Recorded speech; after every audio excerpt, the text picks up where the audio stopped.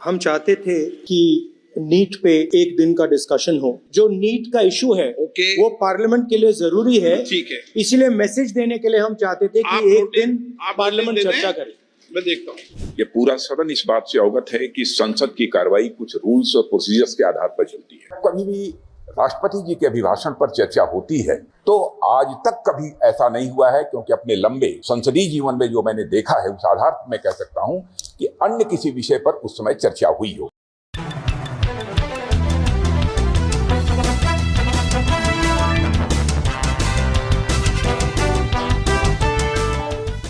नियम 377 के अधीन मामलों को सभा पटल पर रखा जाए।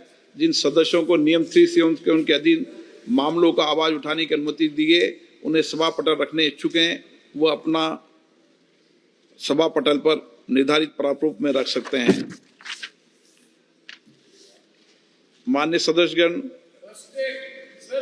अब फ्राइडे हो चुका है सर, तब भी सदन अब राष्ट्रपति के अभिभाषण पर चर्चा के रखेगा। आरंभ करने के पहले चर्चा के लिए समय निर्धारण करना है। यदि सदन सहमत हो चर्चा के लिए 16 घंटे निर्धारित कर दें।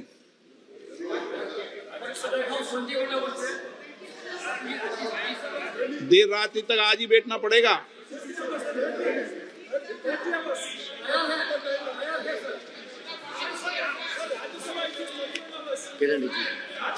सर एक मिनट सर, आपने जैसे कहा, अभी मुझे अच्छा लगा कि हमारे ऑपोजिशन के प्रमुख दल सब तैयार है चर्चा के लिए, और हम लोग ने पहले दिन भी अपील किए थे।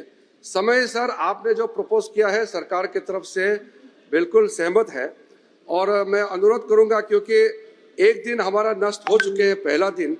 आज के दिन और कल के दिन को हम लोग जितना हो सके उपयोग करें। अगर देर रात तक चलाना भी हो, आप तो सर पहले भी सारा नए मेंबर्स को बोलने के लिए आपने पर्याप्त मौका दिया है।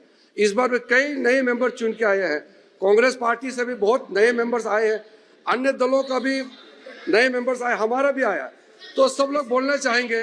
राजद एक मिनट, नहीं ओके, नो स्टेट, वो ऐसे वो नहीं होगा ना, वो तय है सर। मेरा सिर्फ इतना ही रिक्वेस्ट है कि क्योंकि सब मेंबर्स, खास करके नए मेंबर्स को बोलने के लिए मौका बहुत अच्छा, ये एक हमारे लिए साथ हाथ में है। हम तैयार है, आप देर रात चलाने से भी हम तैयार हैं। ओके, माननीय सरकार ने भी ये अपनी भावनाओं को व्यक्त किया है कि सदन में सार्थक चर्चा संवाद हो, अच्छी डिबेट चर्चा हो, मर्यादित तरीके से डिबेट हो, लेकिन डिबेट और चर्चा देर रात तक चले, ताकि आप माननीय सदस्यों को चुनकर भेजाए, एक देश में एक सकारात्मक संदेश जाए कि संसद में हमारे विषयों पर चर्चा संवाद माननीय सदस्य करते हैं। कल आज रात तक बैठो, अगर हाँ आप खड़े हुए थे, कुछ बोलना चाहते हैं माननीय राहुल गांधी जी? राहुल जी, धन्यवाद स्पीकर सर। हम चाहते थे कि नीट पे एक दिन का डिस्कशन हो। काफ़ी ज़रूरी मामला है, 2 करोड़ युवाओं को नुकसान हुआ है। 70 बार पिछले 7 साल में पेपर लीक हुए हैं, तो हम चाहते थे कि एक दिन चर्चा इस पे हो। तो अगर आप मौका दे सकें। ठीक है, राष्ट्रपति अभिभाषण पर आप विषय रखें, क्योंकि हमने व्यवस्था दे चुके हैं पहले ही कि राष्ट्रपति भाषण के मध्य में न शून्यकाल होगा न कोई स्थगन प्रस्ताव को लिया जाएगा।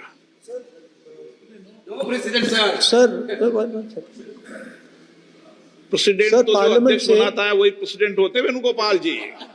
सर पार्लियामेंट से माननीय फिर सभापति बता देंगे, ये प्रेसिडेंट होते हैं ना साहब।